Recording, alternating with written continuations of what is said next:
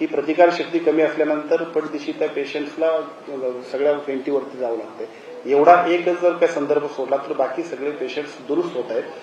पुणे महानगरपालिकेच्या क्षेत्रातल्या सर्व नागरिकांनी या सर्व गोष्टींची काळजी घ्यावी.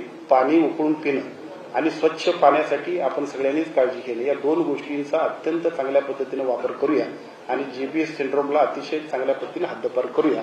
असाच आजच्या या बैठकीचा आणि आपल्या सर्वांना बोलण्याचा उद्देश आहे. मला असं वाटतं की उद्यापासून पेशंटची संख्या सुद्धा कमी होईल. कारण पेशंटची संख्या कमी होण्यासाठी पुणे महानगरपालिकेने जे काही निर्णय घ्यायला पाहिजे ते अतिशय गतीने घेतलेले आहेत. तात्काळ त्याच्याबद्दलच्या सूचनांनी उद्यापासून अंमलबजावणी होईल.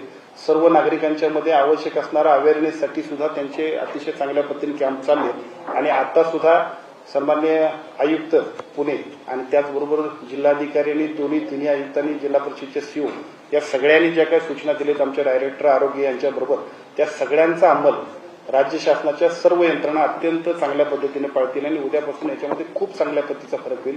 पेशंटची संख्या वाढणार नाही आणि आपण सगळेजण या अतिशय चांगल्या पद्धतीने ह्या आजारावरती मात करू.